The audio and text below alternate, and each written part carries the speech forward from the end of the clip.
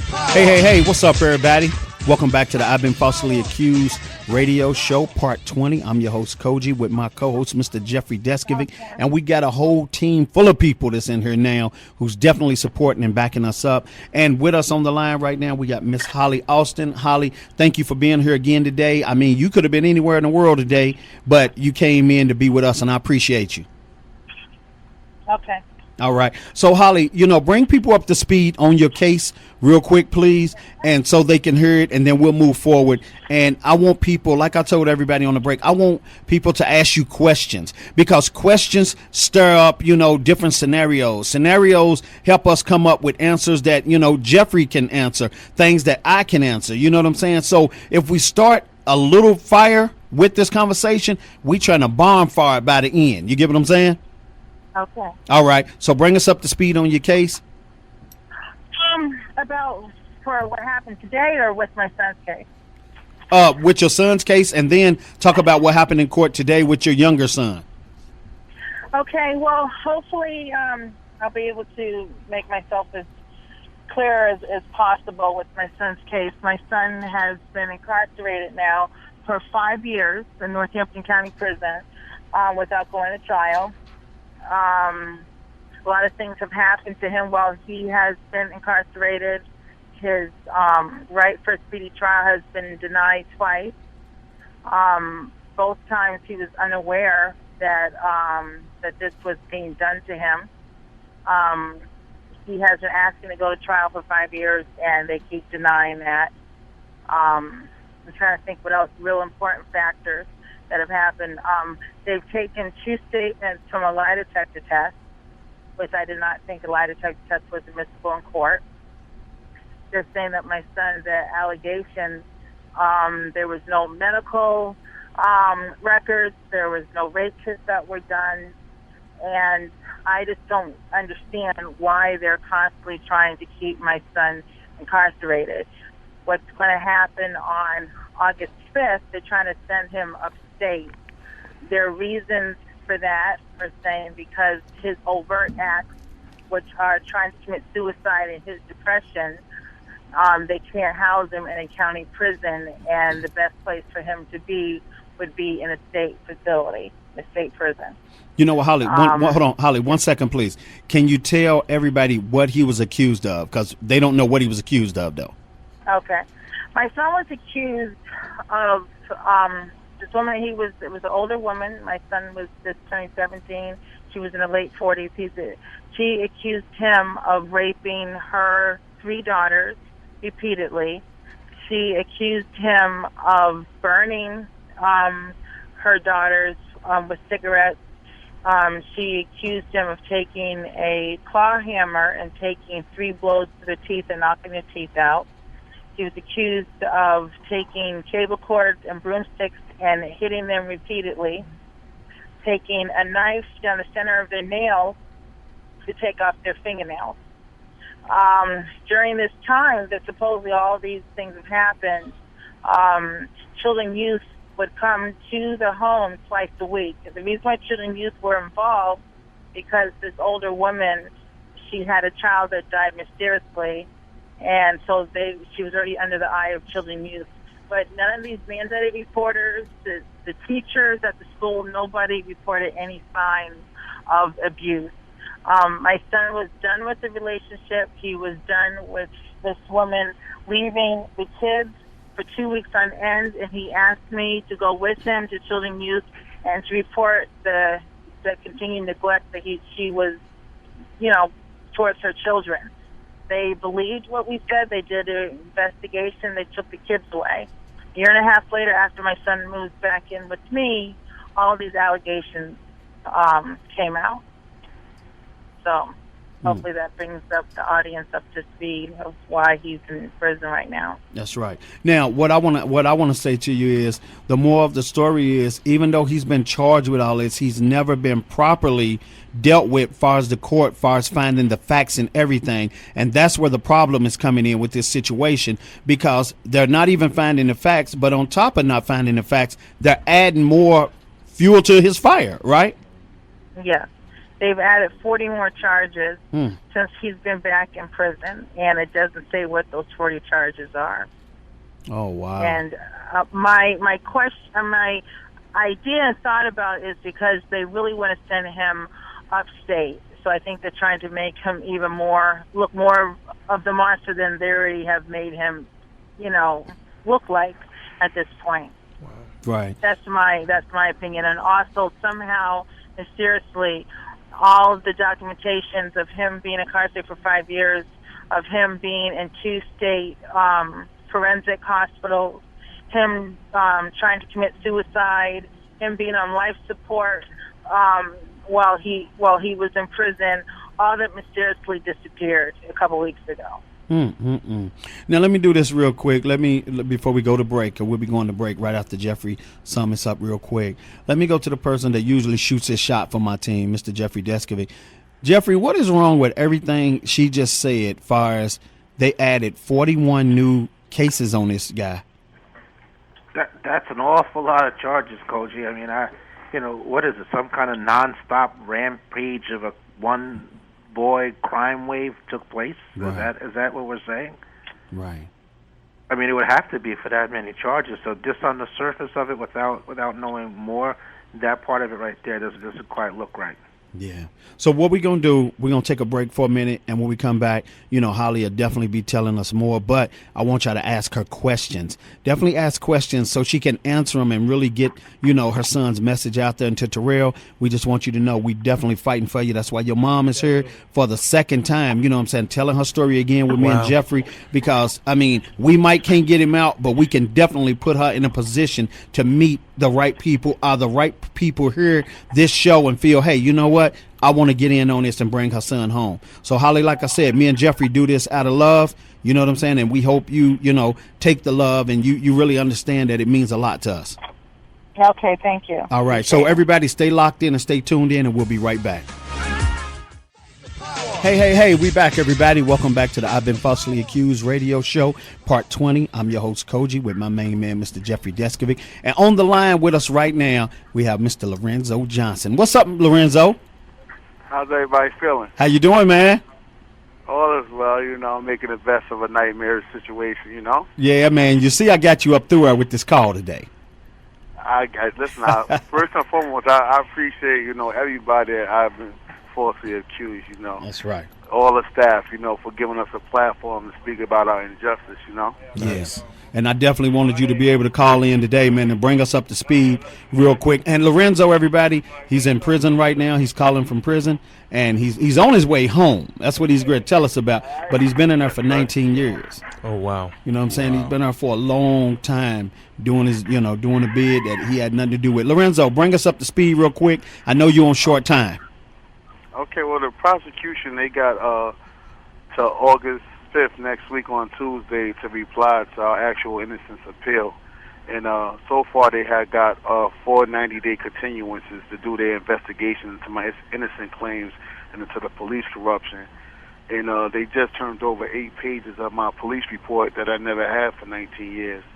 So in this police report, I found out that they had fingerprints to the piece of shotgun they said they found at the scene, which I never knew about. And, not only that, is that I got to page 6 in it, and I found out that, the Commonwealth chief witness was a suspect in this case. And we never knew none of this. So this is just more stuff to add on to the 21 witnesses we already have, to show my innocence. And on top of that, we got 2 more affidavits, for one person that was one of my original alibi witnesses that never came forth. We got a signed affidavit from him. Then we got another one that was at the scene and knew I wasn't there that night. So, it's like overwhelming evidence to my innocence coming about now. Right. How did that make you feel as you was reading it? And you seeing and hearing all this new evidence that was never brought up, where you could have been home. You could have had 19 years building with your wife and your children and everything.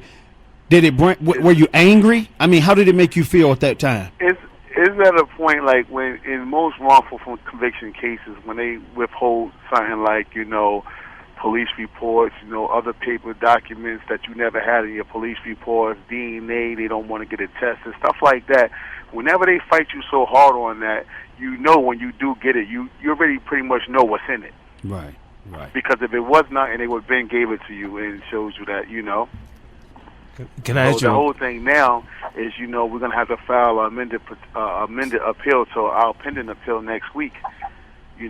Asking for more discovery and asking, bringing about this Brady information that we just, uncovered.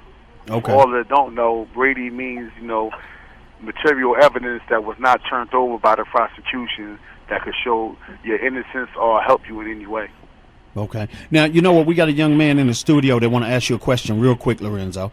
Go ahead, Pop. Nah, just quick. How'd you rock through that whole situation, boss? What kept you sitting tight for justice? Like I always say, I never look through my eyes as a lifer. Pennsylvania, a life sentence is natural life. It's not like other places where you could make parole and things of that nature. So, I kept getting my education and, I kept fighting. And anybody that would listen, I would contact, try to get assistance. I wrote over 300 innocent organizations. I wrote over 500 people, trying to bring some attention to my situation. Wow. Then I started writing articles on wrongful convictions and stuff like that. And I try to keep my street ties open, communicating with everybody to keep me abreast and to keep me out of here mentally, Wow, welcome home, homie. Yes, sir. There it is. Jeffrey, you just went down there and visit Lorenzo in prison. Bring us up to speed real quick, and then I want Holly to say hello to Lorenzo as well, because her son's in Pennsylvania in prison, right? Yeah. Okay, so Jeffrey, bring us up to speed on your meeting with Lorenzo. I went out there to meet with Lorenzo. The foundation has been supporting. We supported Lorenzo when he was released originally in terms of this reintegrative aspect, and he was getting his life together, and we had assisted him in that, and then we became involved in this case once that terrible decision came down reinstating his conviction, which caused him to be reincarcerated. In fact, he called on me to drive him back to prison to resume that life without parole sentence for a crime he was innocent of. So we went down there just to get some further updates. Most of his cases in Pennsylvania, only a small portion of it pertains to New York. So, my foundation was really involved in the New York side of it. So came down there to get some updates with him. And, an important thing I've really done, Cogee, and the foundation's done is, we keep his morale going. He calls the foundation a couple times a week, maybe once every 6 to 8 weeks. I go out there and I see him, and, we send him little creature comforts too, we send him a package and different stuff. We want him to keep going with his morale, and so that's what that was about when we went down there. And some really promising developments. He'll go into the specifics of that, but listen, man, I called it here, man. He's definitely coming home. There's no doubt in my mind any longer. He's definitely gonna come home. That's right. Lorenzo, how are your nights sleeping now, knowing that, you this close? And is subject to monitoring and recording. Well, you can say I'm breathing a little better, I'm an optimistic person when it comes down to this, and I'm a fighter, that's all, it's a shame, but, being put in this situation, that's all I know, and I'm thankful for the support system I got, like, Jeff is like a brother to me. It's not just one of my comrades that went through what I went through and we got together on the street. Like, me and him, like, that's my brother right there, That's right. So he supports me, and,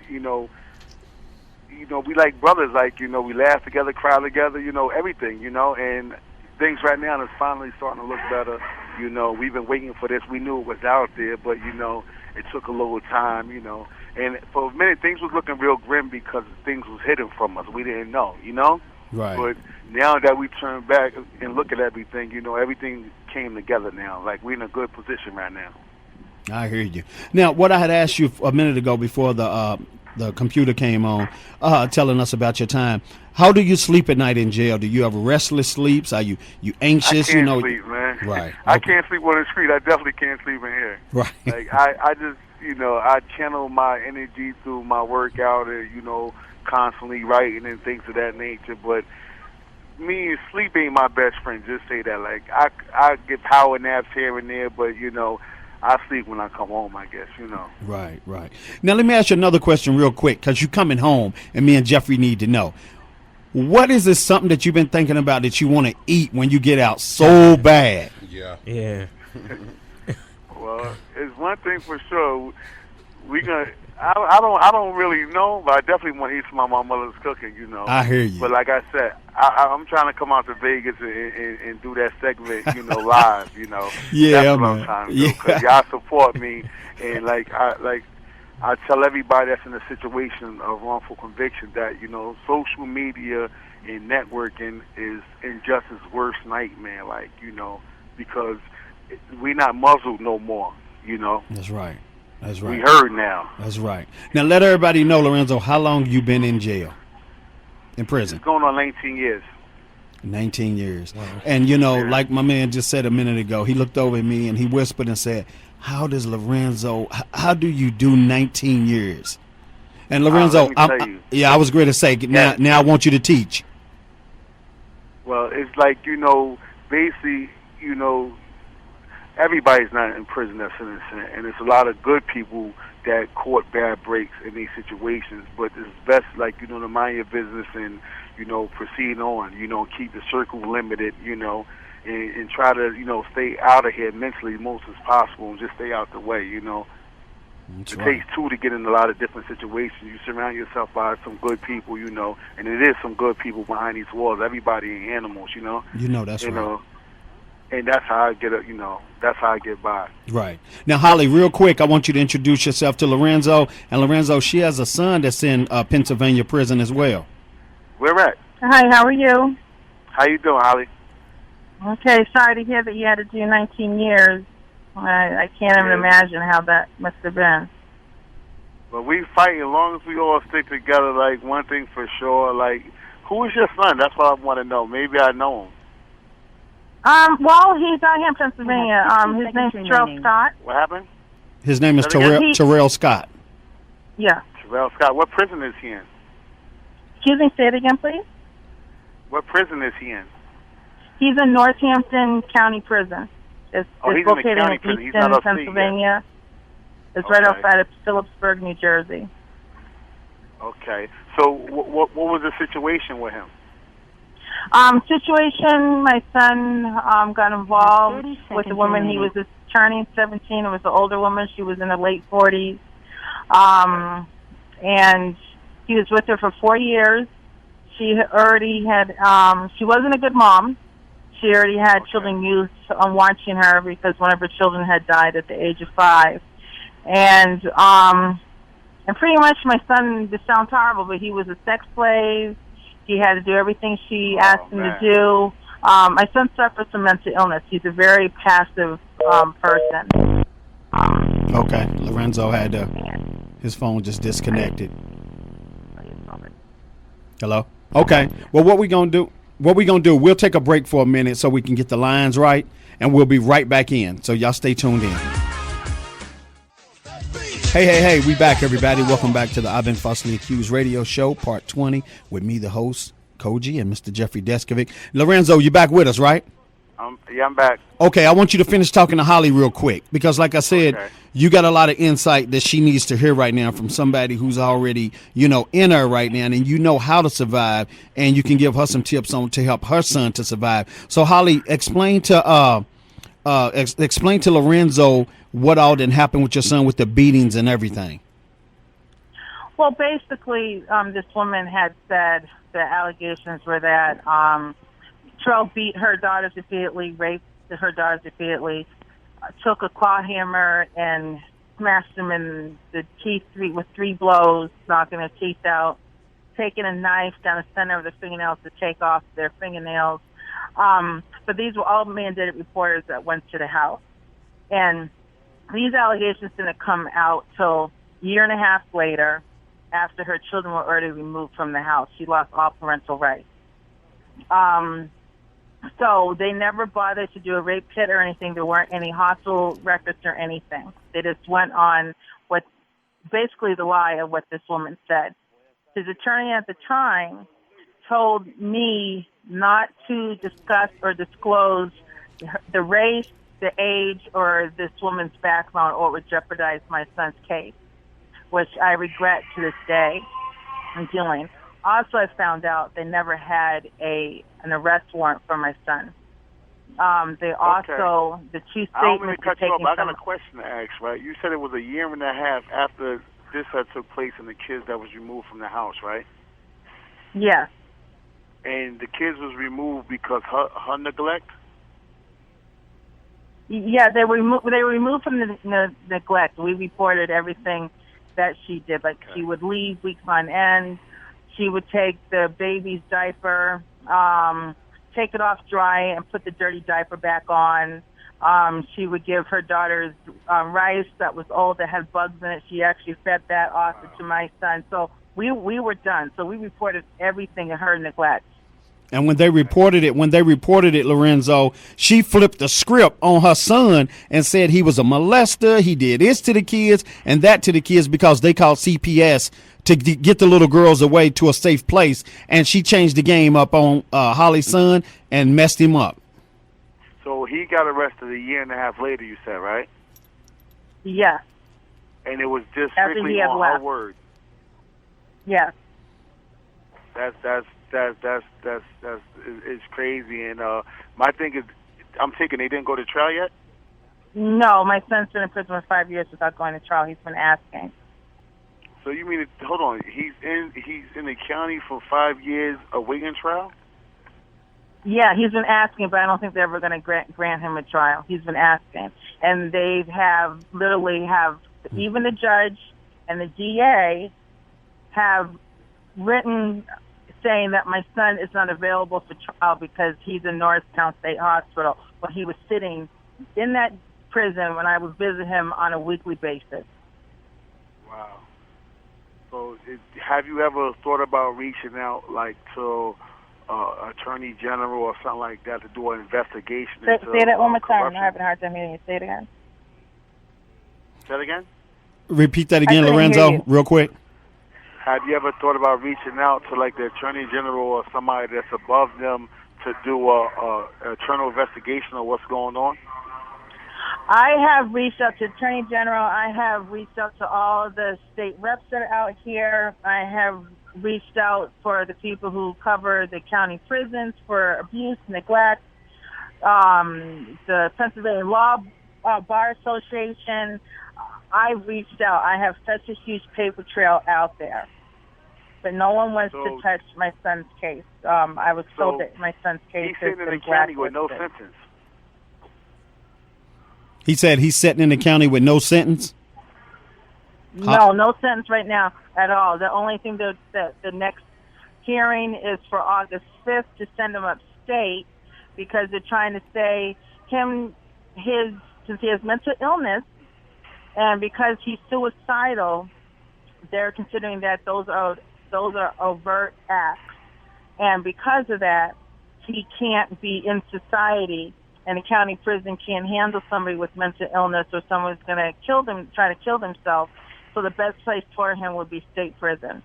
And since he's been back in prison, that doesn't hold for any evidence of guilt of the crime that he's been put in the county for.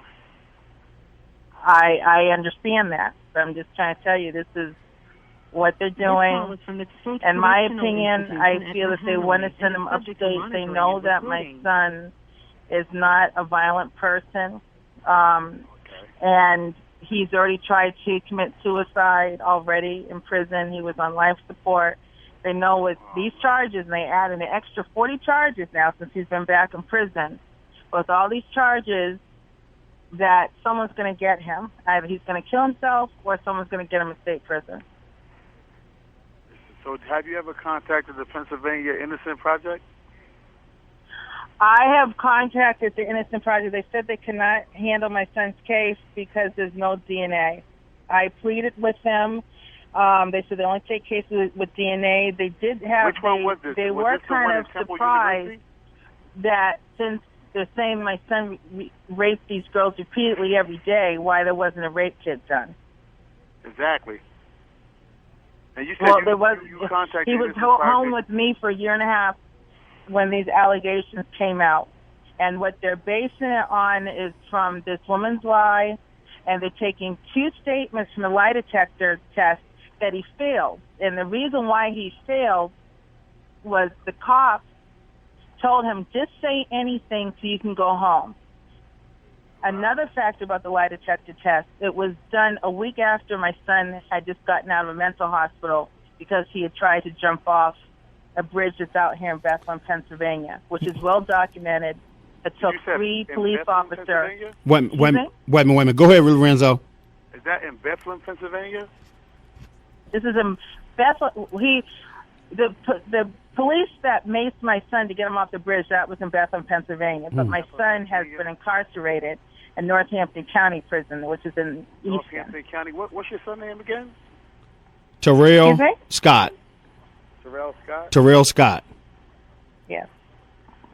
All right. So I basically... definitely, Wait a minute, Holly. Let Lorenzo talk real quick. Go ahead, Lorenzo. you said, because I'm trying to do some research with some people that's here with me in this prison, because I'm not too far. I'm probably like a half hour or 40 minutes away from Bethlehem. So it's people here that's from there.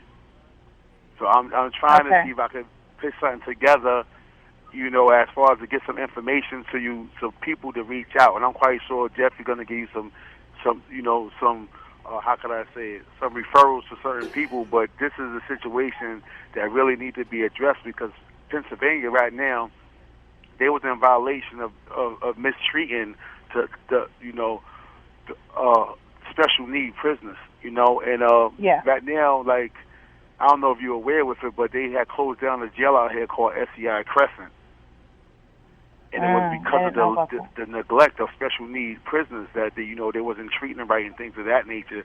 So I'm trying to get some stuff together right now. But I got one person that, you might get in contact with him, named Brett Brew.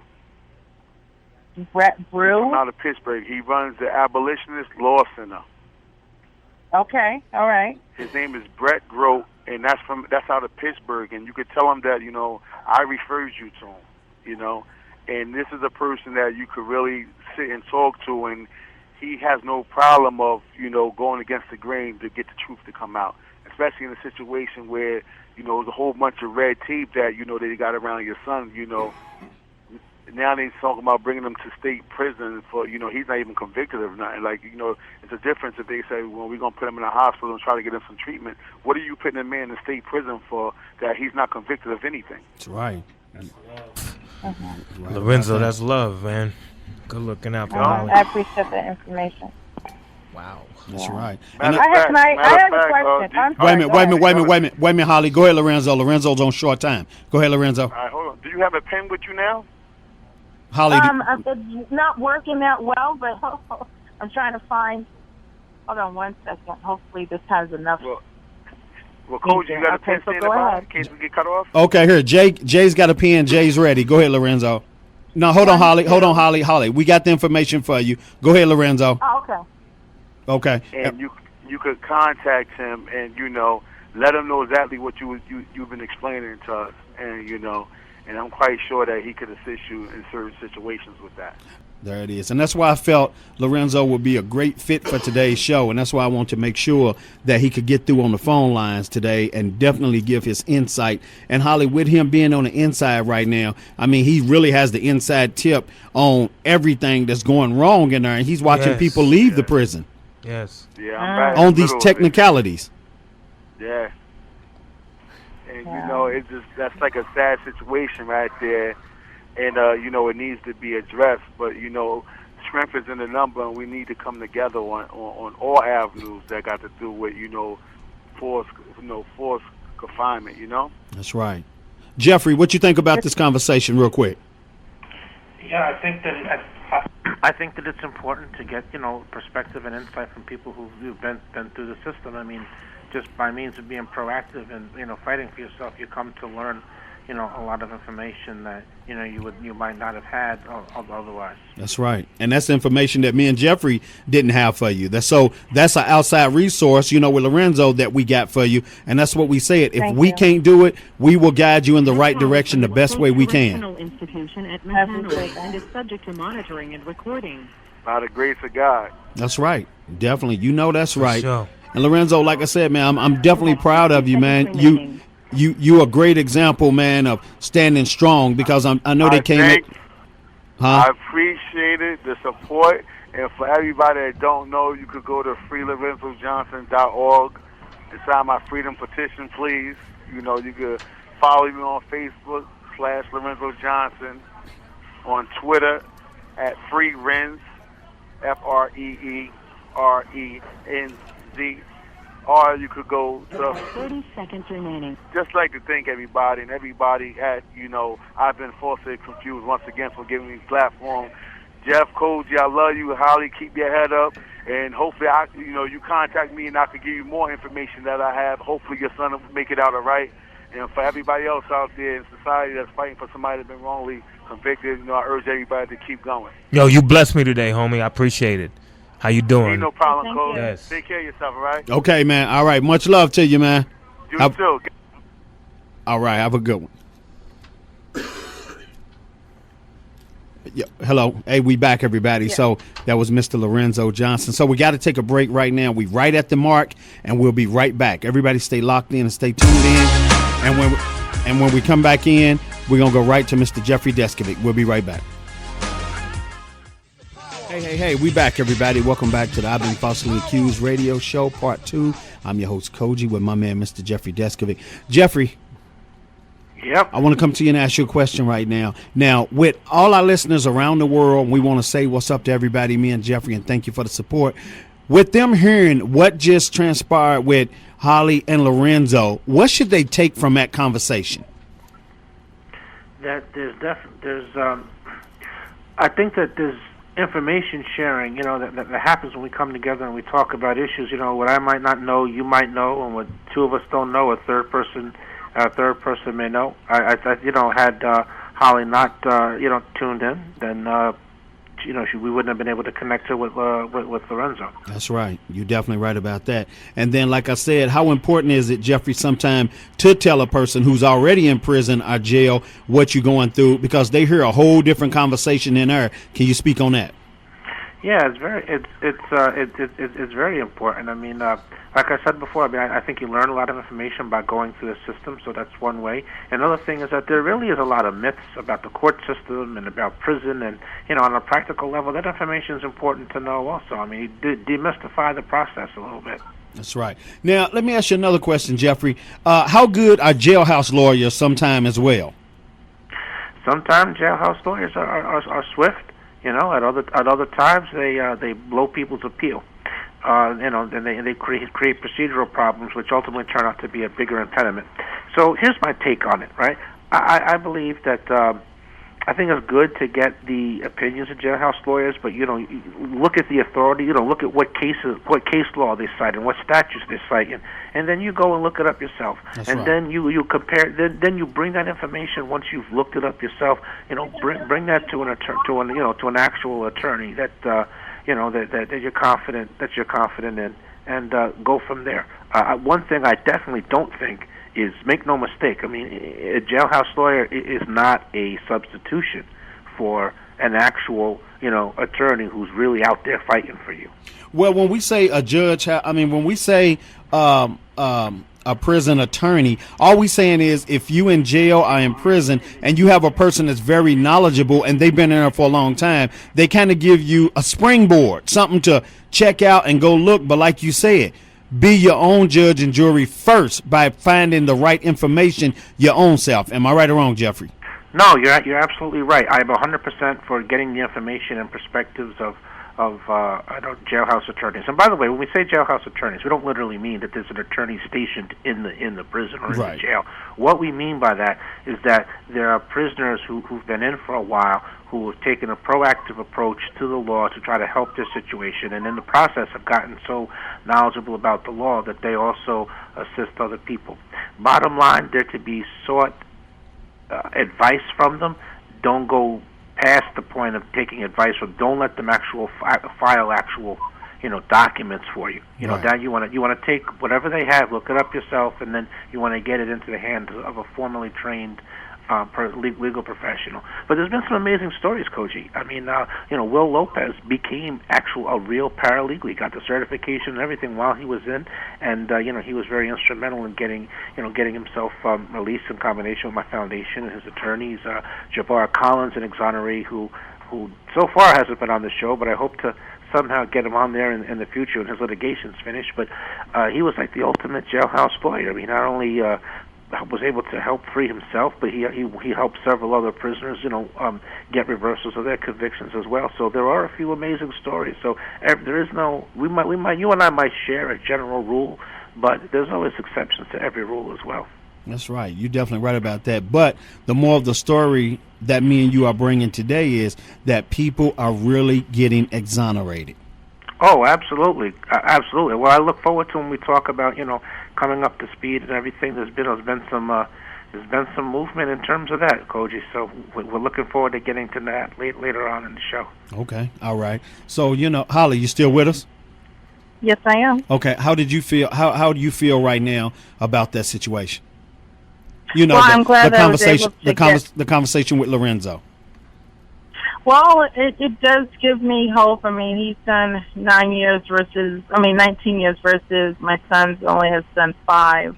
It does give me hope, and I will pass on the information to my son, to try to give him some more hope, because pretty much he's on his last leg. He doesn't want to, be here anymore. He doesn't want to deal with this. So it gives me hope, and hopefully it will give my son some hope as well. Right. But let me ask you something real quick, Holly. You being a mom, and to hear that your son, he's then tried to commit suicide. He already told you he don't want to be here no more because he want to definitely, me and you had a great conversation yesterday, and you said that he don't want to be here no more because, number one, he don't want to mess nothing up for your other son, his little brother. Now, when you hear that situation, real quick, because we got to go into the next hour. Okay, it's what we're going to do. I want you to answer this question when we come back in, because we're on short time and I don't want it to run over. We got to go over into the third hour. When we go over into the third hour, I want to come right back and ask you that question again and let you answer it, okay? All right, so everybody stay locked in and tuned in. We're going into our third and final hour. That quick, everybody. Time is flying. That's 3 hours that quick. We're going into our third hour. And like I said, in the third hour, we got Frank and we got Nick O'Connell. They coming in, and we get ready to hear some more stories of overcoming, some more stories of being exonerated, some stories of starting your life over, and, making the best life for yourself. Stay locked in. Stay tuned in. We'll be right back.